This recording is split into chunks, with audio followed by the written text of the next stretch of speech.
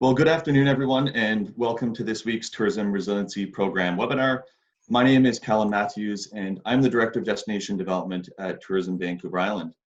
I'm joining you all today from the traditional territory of Chinamuk First Nation in Nanaimo on Vancouver Island. But regardless of where in the province you're joining us from, I'd encourage you all to reflect on the traditional territory in which you're located.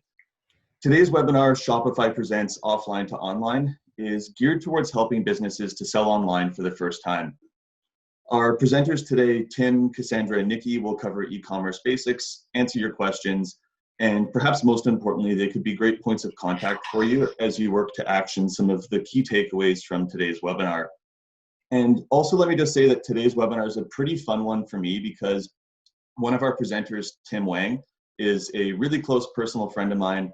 We grew up together in Southern Ontario, and although we don't get to see each other more than once or twice a year, it's great to be able to have our personal and professional lives kind of collide here. So thanks for setting this up today, Tim. And before I pass things over to you, I promise to take it easy on you during the Q&A session. So over to you, buddy.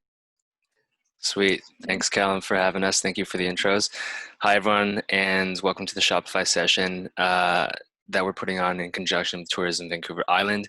As Callum mentioned, we're actually good buddies from, been a couple decades now, but it's funny to see us now doing work together. And I am based in Toronto, but Callum obviously knows me and reached out to me, which is why I'm here with all of us today. But my two colleagues here, Cass and Nikki, are actually based in BC. And so I'll let them speak to kind of the areas that they oversee in just a second. Just a little bit of intros and overview into Shopify and what we do and sort of what our team does. We are the Shopify local team. And what that really means is that we run community engagement, we run merchant education. We used to run events and parties at our offices, but now we just do a whole lot of webinars and like Zoom parties like this. So we're very happy to be here today. During these tough times of COVID, Shopify is very much focused on empowering and educating merchants and helping them get online and helping them move their sales from a brick and mortar presence to an online perspective. So doing a lot of programming around this kind of thing lately. Today, we're going to cover a bit of an introduction into Shopify, how you can use it, what is it even, and how you can get started. So without much further ado, I want to pass it off to my colleagues, Nikki and Cass, if you want to just introduce yourselves in the regions that you service. Thanks, Tim. So my name is Cassandra. I am based in Squamish, so just north of Vancouver, but I am the Shopify local community manager for both Vancouver and the Sea to Sky corridor, so all the way up into Whistler. I'll pass it over to Nikki. Hey friends, I am on Vancouver Island. I'm in Victoria. I've lived here my entire lifetime, which I'll just let you guess how long that is, and please don't share it in the chat. But I am really looking forward to speaking to you today. Part of my background pre-Shopify was actually in print and promotional, so we worked alongside a lot of tourism. So I probably know some of you through those channels, but I'm really looking forward to telling you a little bit more about Shopify and how that can help with businesses online. So I'm gonna go ahead and get started. The biggest thing here is to note is that this is a high-level overview of what Shopify provides. We will go a little bit into some basics around getting your customers and starting your sales online.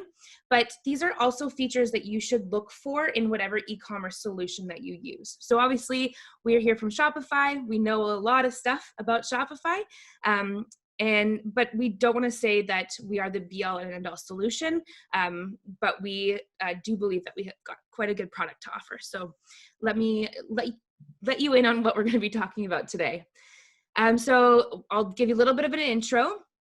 We're going to talk about how to start on Shopify, how you can sell using Shopify, how you can market your brand and get your business in front of new people, and how you can manage your store. One of my favorite things is our mission statement, which is make commerce better for everyone.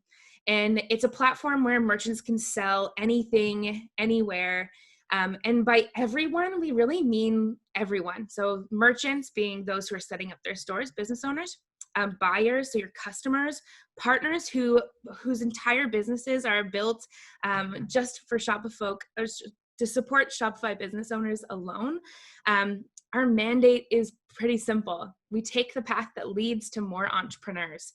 And it's for dreamers or for large corporations, Shopify can power it. Our goal, and I say a lot of corny things, so bear with me, but our goal is to help you succeed, because when you succeed, we succeed. So just a little overview of the platform in stats. When I first started in 2018, we were around 2,000 employees, and now we've more than doubled in size and have over 5,000.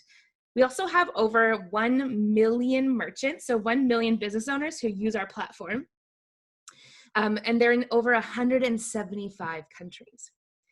Our merchants have made over, and this number astounds me, 155 billion with a B dollars in sales. And that's not Shopify. Those are business owners, small businesses that have used Shopify as their e-commerce solution.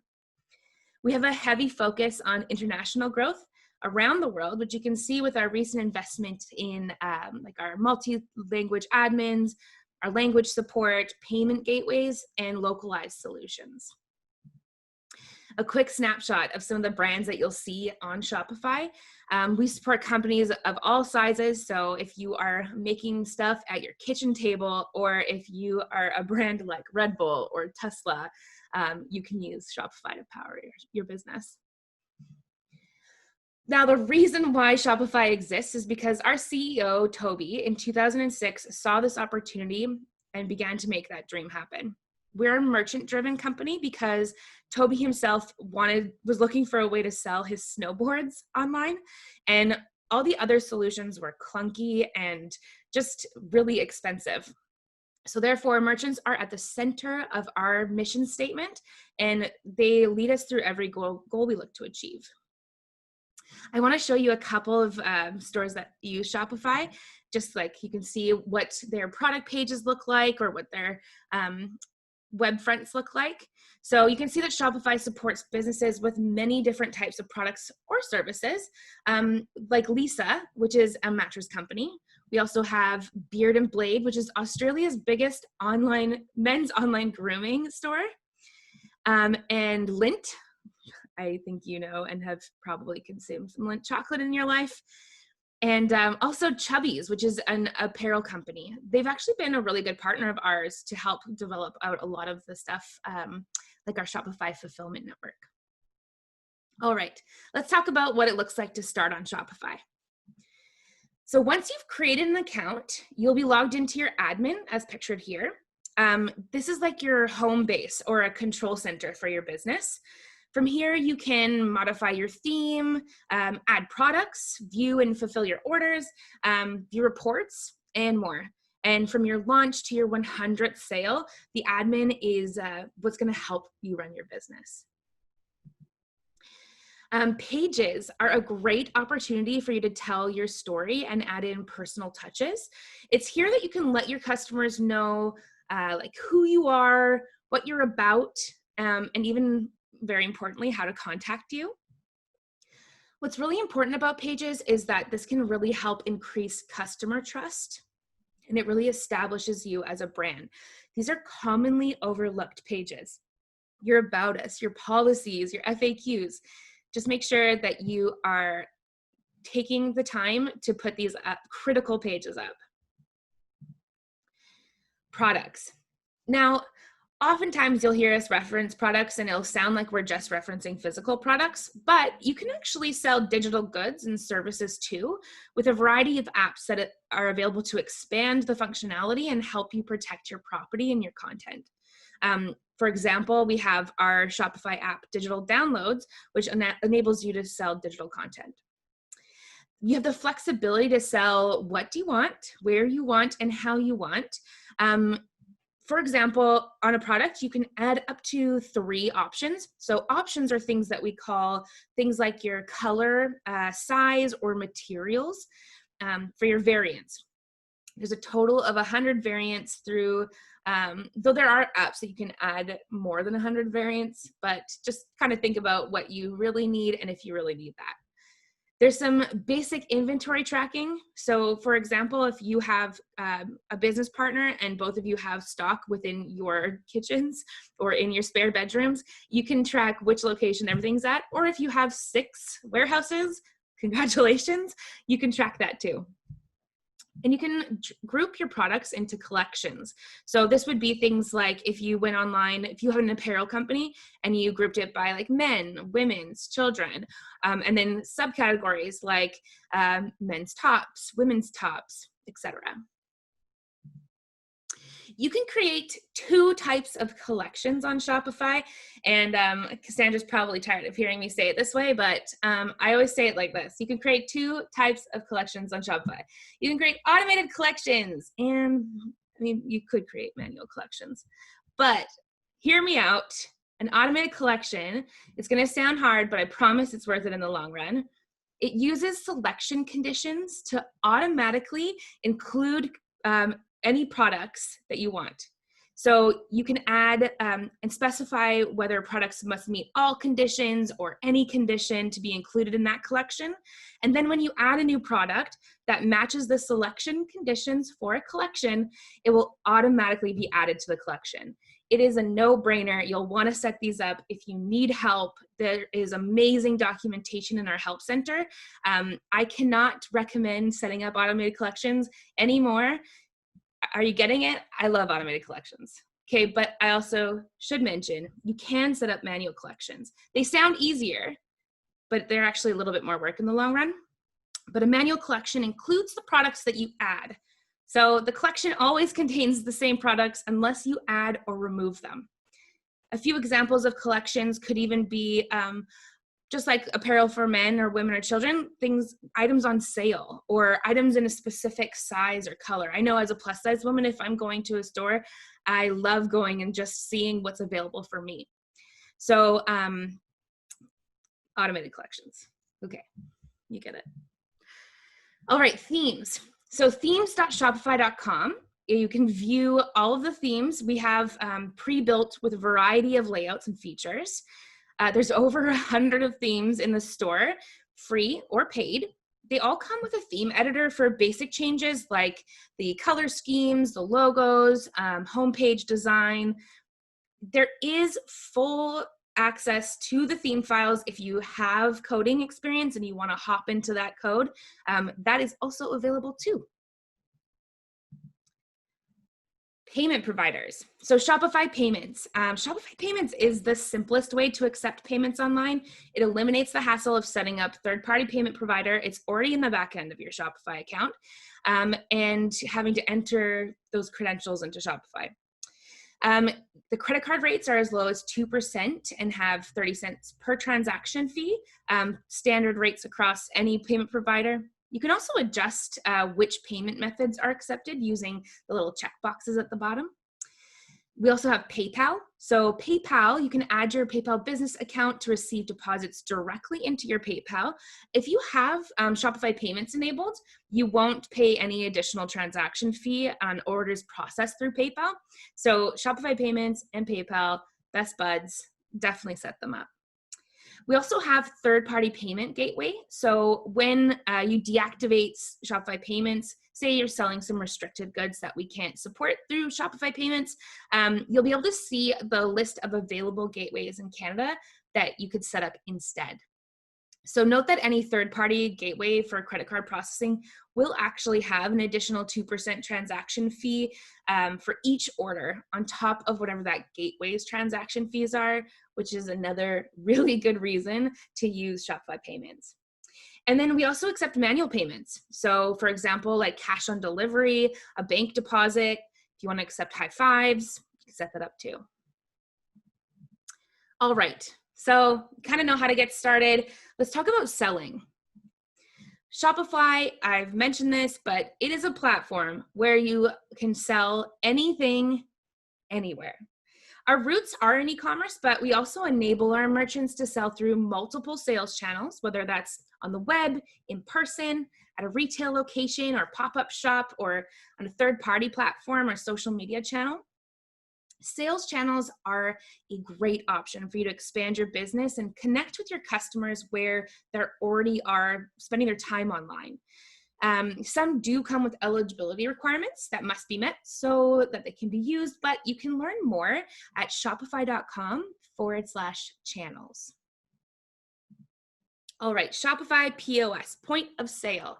So this can help you sell in person, whether you do it occasionally through pop-ups or markets. I know that here in Victoria, we've started to do markets again in a really lovely, socially distanced way. And I've seen actually some of the merchants hold one of the Shopify payment tap and swipe tap and chip readers on the end of a hockey stick so that you can accept those tap payments.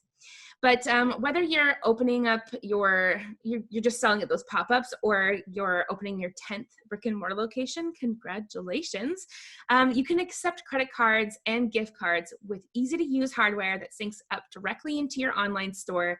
You maintain accurate inventory across all your POS locations and your online store. And you can learn more about that at shopify.com/POS. Gift cards. So Shopify has made the gift card feature temporarily available to all plans to help merchants with the effects of COVID-19. You can sell a gift card just like any other product. You can also issue a gift card to a customer for free, like as a reward or an incentive. So say you do an online contest. This is actually a great strategy to consider like if your brick and mortar locations are closed. When you fulfill an order with a gift card, the customer receives an email that contains like a unique gift card code, and they can use that at checkout to redeem its value. We treat those gift card codes like a credit card number. So even you as the merchant, you'll only see the last 4 digits of that code. All right, so now you know you can sell anywhere. Getting started on Shopify is pretty simple. But let's talk about marketing your product, because this is a brand new space for a lot of you coming online. So let's talk a little bit about what it looks like to have your business online. Talking about e-commerce strategy. So before you start identifying and connecting with your target audience in the hopes that they buy from you, there are 2 really important things that you're going to need to understand well: the customer lifecycle or marketing funnel, and your unique value proposition. I'm going to ask that Tim and Cass keep me in check. I love these topics, and I'm going to try to go as quickly as possible, as succinct as possible, but I make no promises. Okay, quick synopsis of the marketing funnel. Top of the marketing funnel. So we can see this is what it looks like. At the very top, we have the awareness stage. This is where prospects likely don't know the value of what you provide. So for example, heavy or technical sales materials around the product is not really going to resonate well for them because they're not even really sure who you are. It's better to give these kind of prospect customers insight into the value that you provide through things like educational content. Get them to join your mailing list by offering valuable information that presents a solution to their problem, and more importantly, how your product solves their problem. Start segmenting your mailing lists for different pieces of content that you're serving. This way, your future communications can be even more targeted based on the initial ad that they were served. Talking about consideration stage. During the consideration stage, people are now more likely aware of your brand, your product, and the value you provide. They're likely already on your mailing list. You probably know a bit about the interest that they have at this stage. So it's a good idea to start serving them more targeted and product-specific content based on these interests. Now is a great time to include like a one-time discount code if it makes sense for your business as a persuasion tactic to push them down the funnel towards our very favorite stage. Okay, my very favorite stage, that conversion stage. Okay, so conversion. This is where you're making the money. Your prospects are now really ready to think about making a purchase from you.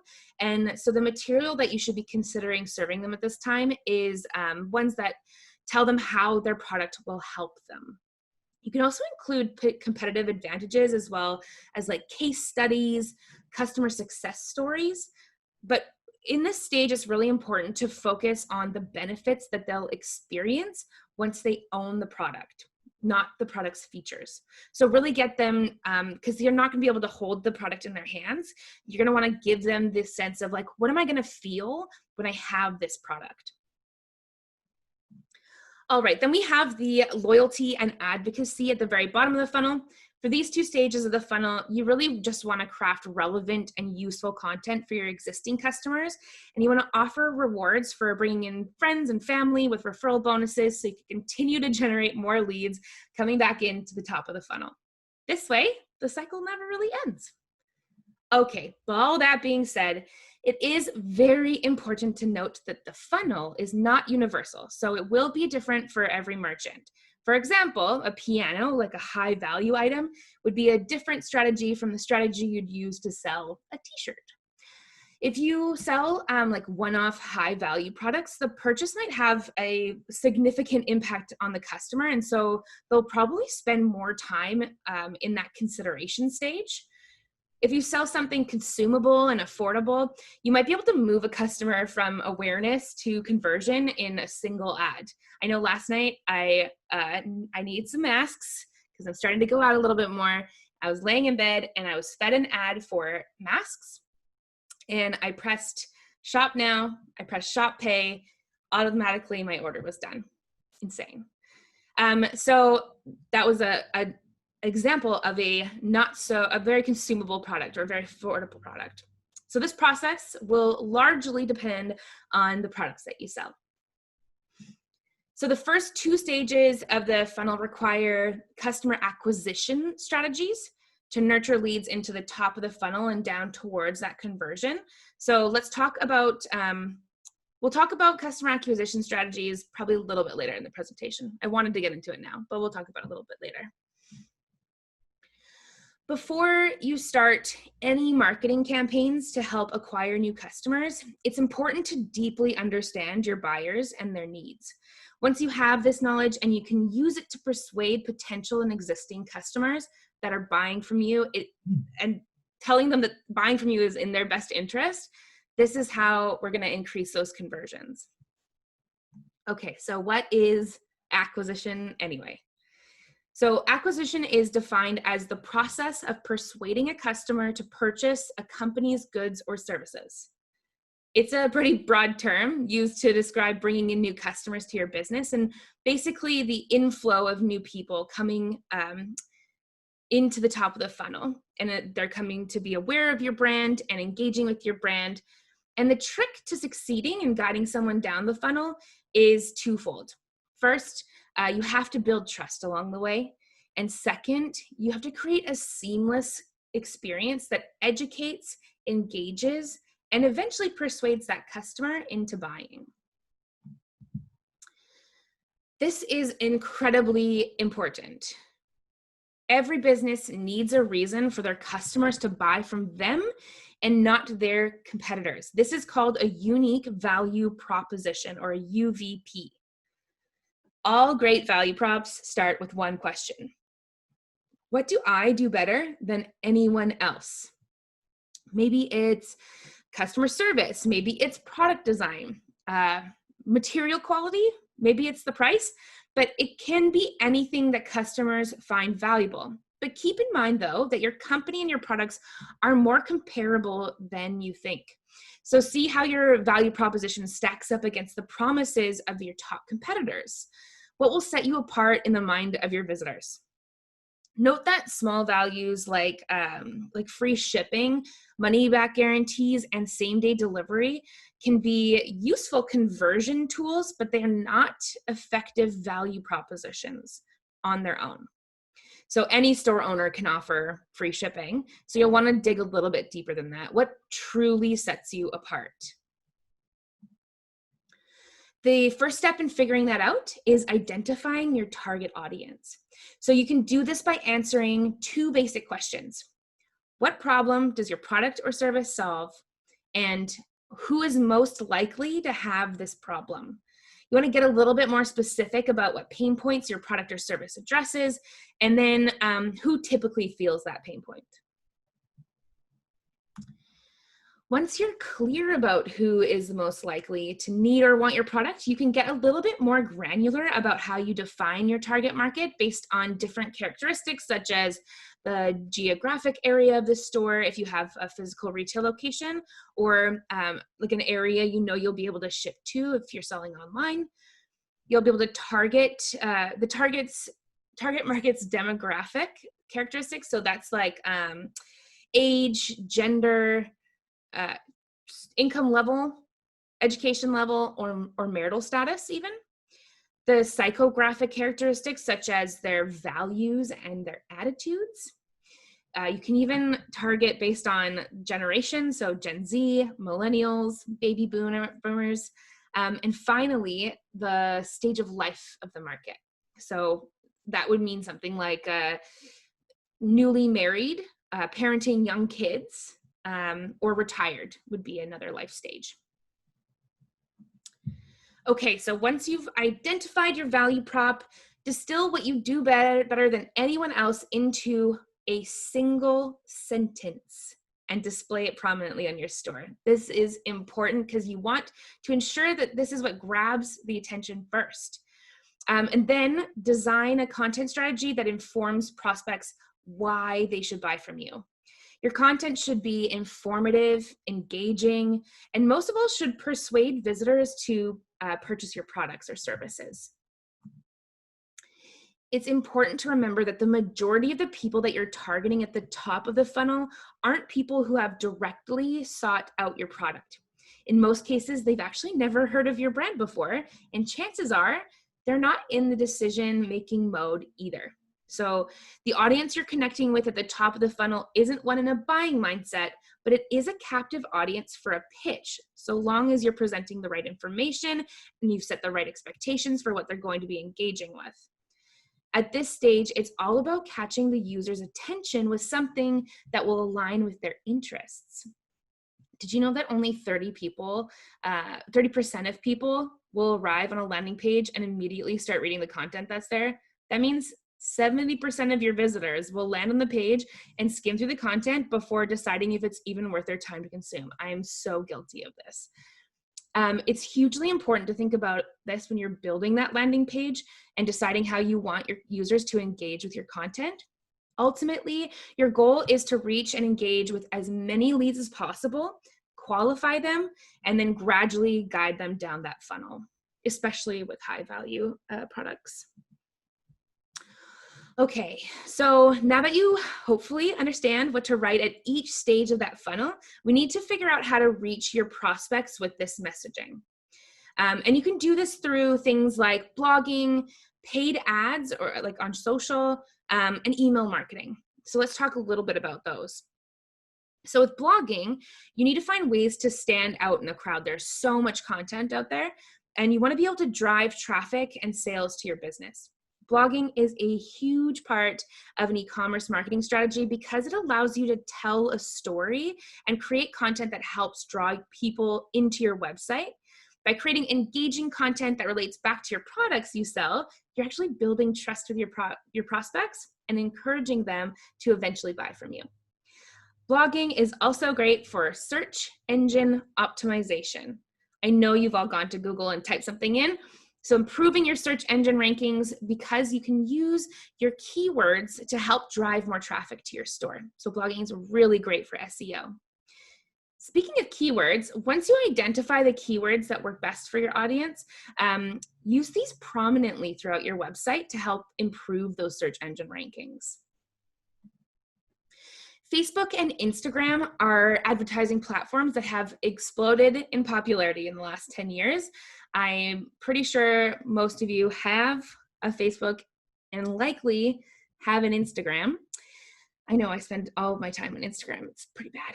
But Facebook's access to data has made it quickly one of the most efficient advertising platforms available. Not only can you enable these sales channels, which allows customers to purchase directly through Facebook and Instagram, like I mentioned last night, 2 clicks, I had made a purchase from Insta. But their strengths is their ability in targeting. So when advertising, you can reach your audience and find what similar pages they follow, then run ads to people who follow those pages too. So you can generate what's called a lookalike audience to create a larger audience of people similar to the set of customers or email subscribers that you upload to the platform. Facebook and Insta actually have tracking pixels, which allow you to create audiences based on specific actions. So these are just a code that goes into the back end of your site. For example, if the audience has viewed specific pages, added products to cart, initiated a checkout, and completed a purchase, those are the kind of stages that you can look. This pixel will send information back to Facebook and help understand the quality of the visitors to send to you. If you set up a campaign goal for purchases when creating your ads, each time a purchase event happens, Facebook will get smarter and optimize your ads with its algorithm. I know that most of my purchases from my favorite online plus size retailer comes from these retargeting ads, because I'll go and I'll look at the product, and then on Facebook, I'll see the product, and again, they'll feed it back to me. The Google network is divided into groups that give you more control over where you'd like your ad to appear. So there's 3 types of ads. There's the search network. So search ads are awesome because you benefit from buyer intent. You're not interrupting the user the same way you do on Facebook or Instagram. Paid search ads appear above organic search results labeled with the word ad. The most important thing to remember is to ensure relevancy. So you need to make sure you're understanding your target audience. There's also the display network. Google basically rents the space on third-party websites to display ads. The same way you'd see like billboards beside a highway, the display network is huge.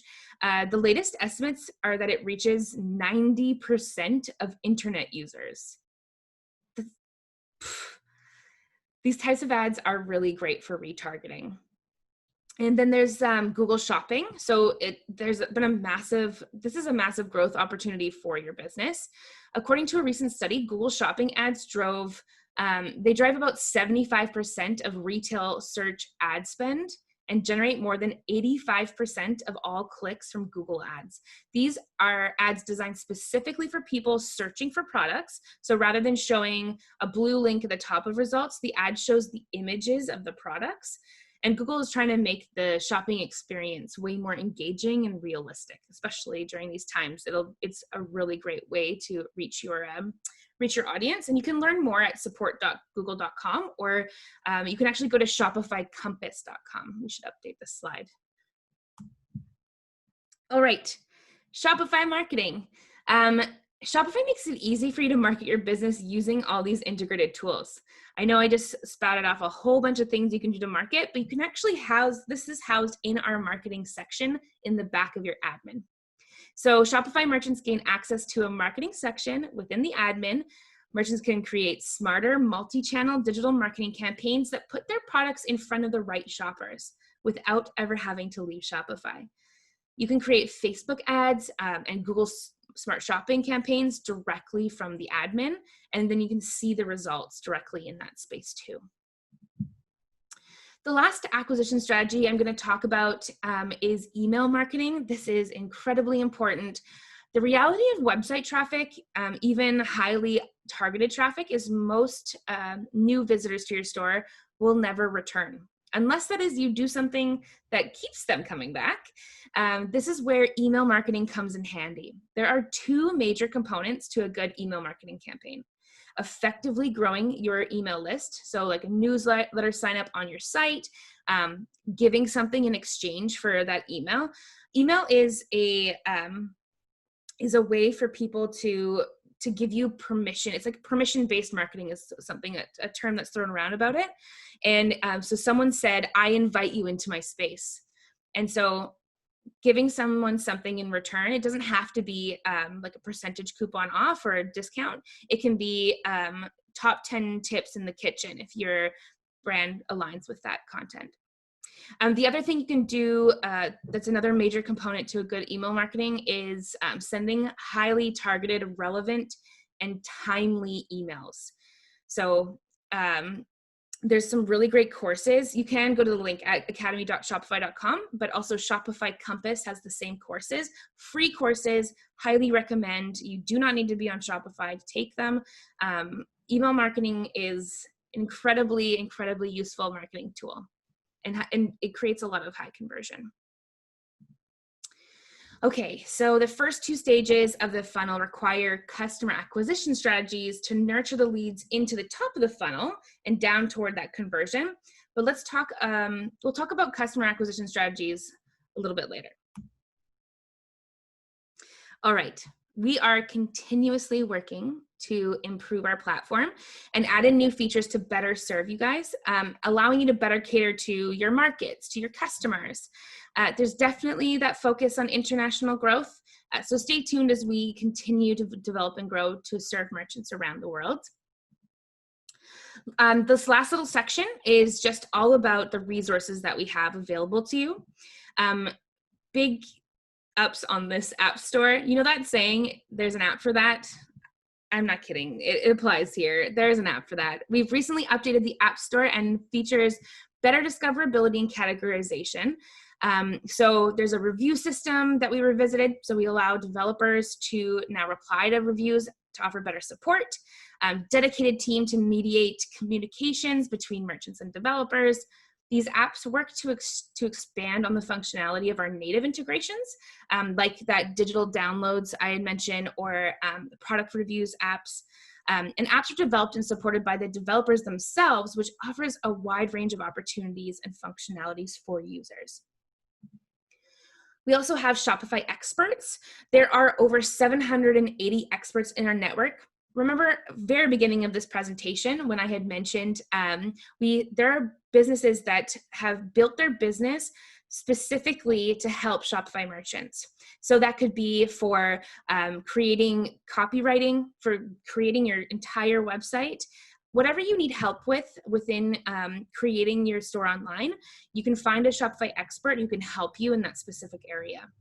It's a global program, which means that there's a wide range of different types of services that you can find, and it'll suit your needs and your budget.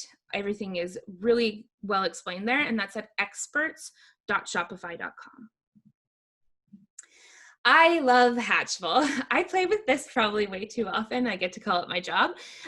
We want to make sure that you've got everything you need to get your business started right at your fingertips. So this is why we've developed tools like a logo generator, which is Hatchful, a business name generator, the slogan generator, and you can use these so you can start working on your branding and have a clear and crisp message to convey to your customers. So if you don't already have a logo, you can go to hatchful.shopify.com, or you can download the Hatchful app in the Apple App Store. I'm not sure if it's on Google Play, but you can select from a bunch of different criteria.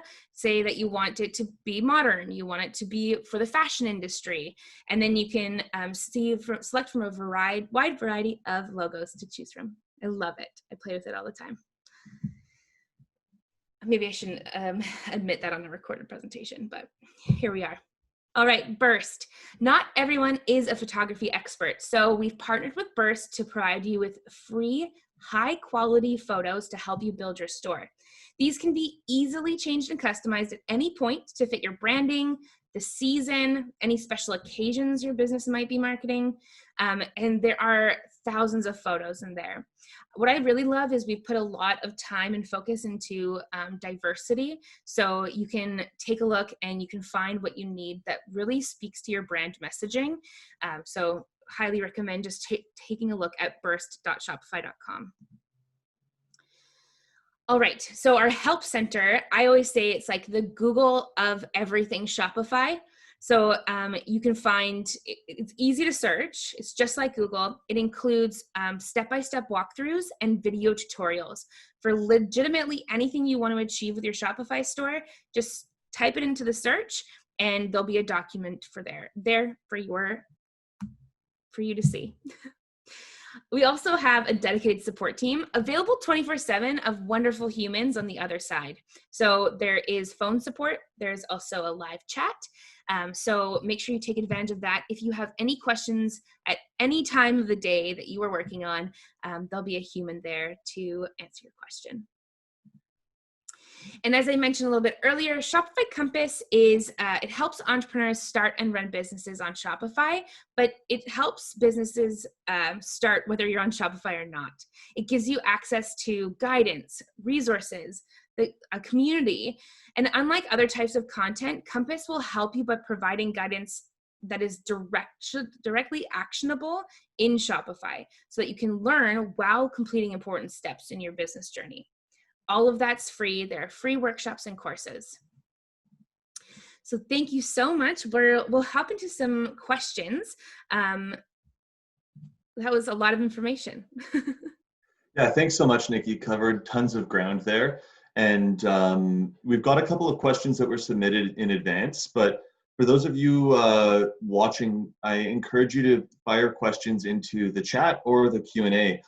But just looking at some of the questions that were submitted, one of them I think is pretty relevant for lots of businesses where selling online and having an online presence in general might be new.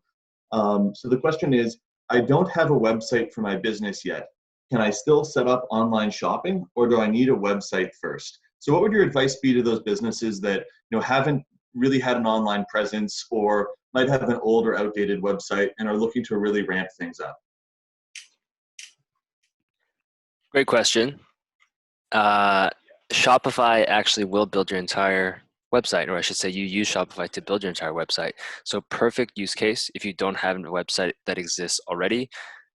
Get yourself on Shopify and you can actually build your whole website and then offer shopping on your website. So it's a perfect use case. We serve lots and lots of merchants that go from zero website to having their very first website. We also work with businesses that have a pre-existing website and decide to switch up their website, refresh it, do something new with it. So along those lines, Valerie just submitted a question. If we have an existing website, what is the best way to leverage both the longevity of our brand and an existing URL and a new Shopify site? So it kind of might build on your previous response there, Tim. Yeah, just to extrapolate, Valerie, you got two options. You can either build a brand new site on Shopify, and then you would actually just bring your existing URL over. So essentially your old site just goes by the wayside, and then you point your domain or URL to your new Shopify site. The other option you have is to, if you wanted to, although it's not recommended, if you wanted to, you can link to your Shopify store as a separate URL, as a separate domain, and link to that from your existing old site, whether that's on WordPress or whatever else. So two options, a lot of flexibility, but typically most people will just replace their site with a Shopify site. Sweet, I'll thanks, add to Tim. that a little bit. There's a third option. If you have a WordPress site and you really want to stick with it and you only have a select few products that you actually want to offer, so it's not like a huge catalog, you can actually use something called the buy button. I'll link it in the chat. So you could just essentially connect that. It would be able to showcase the products, and then you'd be able to, the customer could actually just press buy, and then it would take them through the checkout process. So it's a little bit less of an investment in terms of pricing. And then it could be a really good kind of stand-in until you decide if you want to go like full-fledged over to Shopify or anything like that. Oh, cool. Thanks. And Lisa's wondering what the pricing is for using Shopify. I understand there's different levels. Could you kind of shed a little light on that?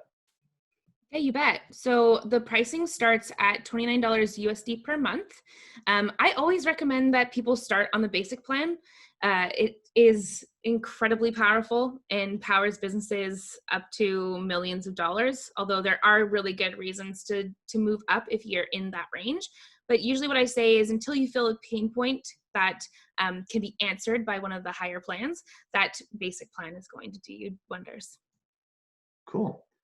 Another question just came in. Are there partner accounts for purchases that come through brand ambassadors, i.e. discount codes that increases a commission for an account based on that referral? Yeah, great question. You're speaking to affiliate marketing. And so Actually, there are a lot of different ways you could do this. So let's just say that my friend Callum has 1 million fans on Instagram, and he's just a super popular social media influencer, and I wanted to pay him to promote my business and to promote my products. I can do that as a store owner, and there's a few different ways I can track that. I could give Callum, for instance, a code that he can share with his followers, which then will give them a discount, which then you can track as a business to see how much business moved through that particular sales channel. That's one method. Another method, you can get really complex and use Google Analytics and track what's called UTM codes. So you can actually track the source of the traffic and see, hey, did this traffic come from this origin? And then you can track sales that way. The other option is to use, there are different other platforms external to Shopify, which you use specifically to manage a whole group of influencers or a whole group of affiliates. So there are actually quite a few different apps that will do that. They're baked right in where you can manage those relationships with your publishers. Influencer, affiliate, publisher, all kind of mean the same thing. Creator, YouTuber, they're all kind of the same thing, but you can manage that group and they represent your business through those other platforms. And there are a few different ones that come to mind, which we can list into the chat, but they all work on the same premise of like you pay some set commission for someone to promote your product. Cool, thanks. That's super helpful. I've got a question. A lot of folks think about Shopify as a way to take their kind of brick and mortar business online. So, it's really easy to understand how a company that sells t-shirts could just, put their stock online and sell. It's a little bit more abstract for some folks to think about how Shopify as a tool can apply to tourism businesses where, they're an export product, but we kind of import the guests to the location. So could any of you speak to how Shopify could work specifically for tourism businesses that, perhaps they would be looking to take reservations and payments online, but the experience of the product is actually being delivered in a non-virtual way, like on a tour? Yeah, and feel free to chime in, Cass and Nikki. I can speak to that. You can absolutely sell services on Shopify. So I've had people who sell haircuts on Shopify, have people that do massages on Shopify, people who sell consulting, wedding planners sell their services on Shopify. You can sell anything, right? Whether it's a physical product or a non-physical product, you can create a store and sell it. The nice thing about when you're using Shopify and you're using a theme, so as Nikki went over in her presentation, when you're building your site, you're using these sort of prefabricated themes, which are like templates. Nice thing is that you can actually design your whole site to be really beautiful, have lots of imagery, to have great videos, and to take your customers or your prospects or your tourists or whoever, to take them through some sort of a path or a journey, so that if the product that you want them to get to at the end of the day is to say, come camping at my, campsite, for example, you can design that whole experience online. And think about if you're a customer and you go to a website to learn more about a campsite, what do you want to see? What experience do you want to get? What images would you like to see? What details would you like? So you can absolutely build all of that into your site to make it as beautiful as you'd like and to really point people towards the end result of coming to visit for tours.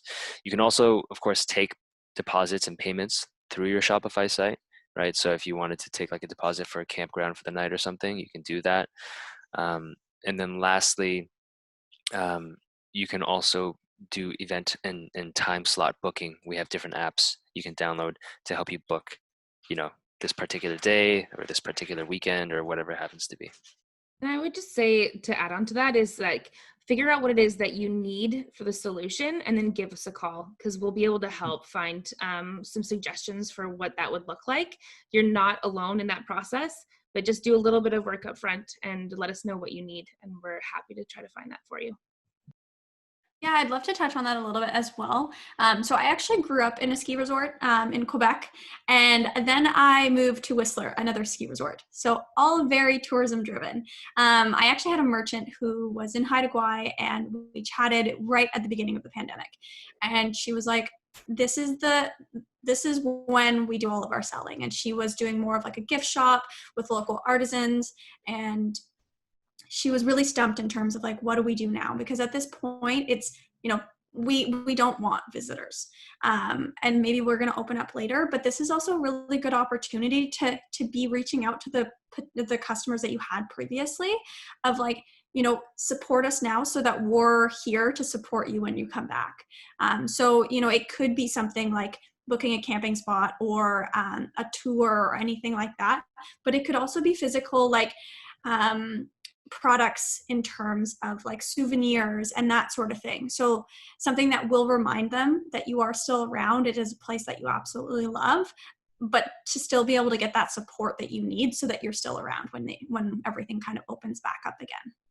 Oh, that's great. So based on the responses that I'm seeing there, Kathy had a question around whether you can sell vintage or used items through Shopify. I take it the answer is yes? Okay, awesome. We got nods there. Resounding yes. There's another question as well about how payments will appear in a bank account. Will they need to have a specific contract with Shopify or with individual credit card companies? Any light you could shed there would be appreciated. You bet. So when you head to your settings and then your payment providers and you set up your Shopify payment account, all you do is you provide us with a little bit of information about your account so that we can direct deposit directly into your account. So you don't need to set up anything else with other credit card companies. We'll deal with all of that. We'll just send you your payments directly into your bank account. Cool. I like to make it as easy as possible for the money to just land into your account. Love it. Another question that was submitted before the webinar was, how do you manage and execute shipping? How do you determine the costs of shipping at time of sale? How challenging is that? Like Cass said, just making it as easy as possible. So shipping is baked right into Shopify by default with Canada Post. You could connect FedEx, you could connect UPS, although I don't like UPS. They always lose my packages. So you can connect other mail carriers, but it is baked right into Shopify to work with Canada Post. Shipping rates are calculated at checkout. Your customers will see the rate that they actually will need to pay based on the distance that the package needs to travel from your location to the customer's address, based on the weight of the package. And then what happens is that when the customer places the order, let's say shipping comes to be like $15, you, the merchant, will actually pay $15, that exact amount, for the shipping label. So you print and pay for that shipping label right through Shopify. Comes out as a sticker. You just stick it onto your box, and then you take it to the post office, or you set it up so Canada Post comes to you, whatever that looks like, and then they'll take your package. So it is all super seamless. Customer pays for shipping. You pay that same amount. You're at net zero as a merchant, and the box goes off to the customer. Acknowledgeably, shipping is one of the hardest things for people to decide on because you've got to think about what will convert your consumer. So for example, if you're trying to sell to me, I don't like paying shipping. So you might want to consider a strategy where, which is totally possible within the back end of Shopify, where you bake in your shipping into your product cost. So that way, if I hit over $100 in my cart, shipping's free. It's a really good conversion tool, but all of those little intricacies are possible within the Shopify admin. Oh, awesome. Another pre-submitted question. How difficult would it be for a small business to set up an iPad or tablet-based self-serve kiosk which handles payments and customer orders? Got a couple options. You can use Shopify POS, point of sale. And so if you're operating in a store, you can use the Shopify POS software, load it up on an iPad, and then service your customers in store that way. Do the checkout and everything else like that through that app on an iPad. You can, of course, take the payments through like the tap and chip card reader that we have. It's a piece of hardware. You can tap or swipe your credit card. And so that would involve like a sales associate plus the customer. If you really wanted the customer to self-serve, what you could do is actually just preload your website onto an iPad in your store, like stick that on a table. You should probably put in some sort of anti-theft device, but put that on the table and then just let customers go onto your website and shop and browse and check out with their credit card on your iPad. And so self-serve would just look like they're just as if they were shopping from home, but they're in your store. Okay, great. A lot of the tourism businesses we work with, or many, particularly in more rural and remote areas, are, maybe they don't have quite as much experience when it comes to selling online or to even having an online presence. And, their business has been primarily based on, print marketing, and they're really looking to, take this time to shift to a more online presence. What would your advice be to one of those businesses, particularly a business owner who might be nervous when it comes to trying to move to online sales and have an online presence? I could imagine it being very overwhelming. How would someone get started there? I'll take this one. First step, because if you were in Toronto, I would say 100% go and chat with Tim. Since you're out here, come and chat with Nikki and myself. We are 100% here. We know that it's overwhelming because there's so many different resources, which is also very exciting, but it's hard to kind of trudge through them right at the beginning. Nikki and myself and Tim all do kind of one-on-one appointments so we can really chat with you, see what the best course of action is.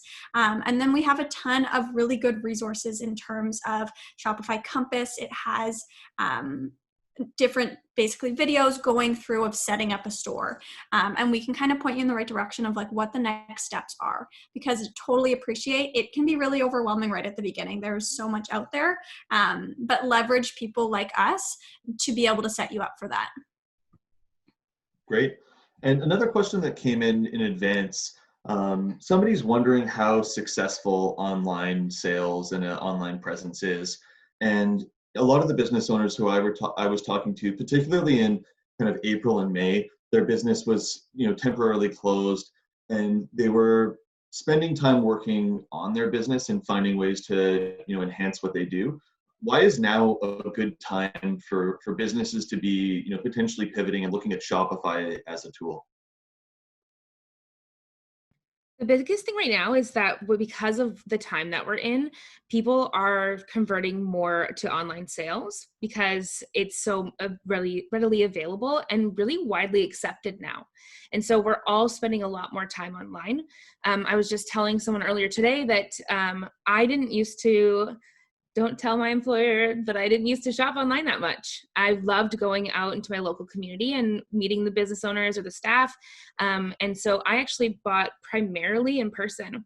But since COVID, I have completely changed that. And I'm now way more comfortable buying online. And I think it's because of the time put in upfront by the business owners to make that customer experience really seamless. So if you have a really good experience, and if say you did have a brick and mortar before, explaining to your customers what's different, like what's going to feel different, giving them that clear story will make it much easier to convert to an online sale. Another thing with that too is just speaking specifically to tourism, this could actually open up another set of doors in terms of revenue later on. So let's say you're a small store that's located in Tofino, and people are going to Tofino and they know, okay, I'm going to this store because I absolutely love it. Now, if you're set up online and they're at home and they're not actually going to be able to get to Tofino, let's say in the next little bit, they still have access to purchasing from you, to getting those products and supporting those businesses. So it is a perfect time to get up and running. But again, it is going to basically branch out and give you other sources of income than just that specific one that you had previously. I also wonder if this has been done yet, where people are selling, like, because people can't travel, if you sold, like, one of your tour guides went out with a GoPro and you sold tickets to like that experience, like it just opens up the realm of possibility. There is I attended an event, and we actually ended up having a sommelier from New York, and of course, all the restaurants are closed in New York, so they basically pivoted. They're like, how are we going to move forward? And so they actually created this website that it's more of an experience. You go in and you actually purchase, excuse me, like a sommelier led event. So it's like you purchase the actual event. They ship you 6 small bottles of the wine that you're going to taste. Then you all log in all together. So perfect if people were isolating by themselves, they're still able to kind of connect and talk with other people. And then the sommelier actually walked them through the whole wine selection. So being able to offer something that they weren't able to do right away, but still able to offer it to a bunch of other people. That was like one of my, when I saw that, my mind was just blown. I was like, you have figured this out. Yeah, that's so cool. Oh, that's great. Well, I've seen that our questions have come to an end, and it looks like our hour is up. So a huge thanks, Nikki, Tim, and Cass for joining us today. I think this was a really awesome overview for folks, and I think particularly what I'm really hoping is that for those businesses who felt like moving to having an online presence was overwhelming, this will hopefully provide some comfort and outline some next steps for folks as well. So my last question is for folks who are on the call or who'll be watching the webinar later, how should they get in touch with you if they have questions? What's the best way to do that? So Nikki just posted a couple links into our chat. You can contact Nikki at shopifyvictoria.com. You can contact Cass at shopifyc2sky.com. We also have another colleague in BC, and he can be reached at, I think it's shopifykelowna.com, if I'm not mistaken. So his name is Cray. Yeah, his name is Cray, and he's our contact in Kelowna. So we got 3 of us in BC that you can reach out to and contact through those pages. Oh, awesome. And I'm seeing a Slack link is in the chat as well there. And we'll throw some contact info up along with the recording of the webinar on tourismresiliency.ca.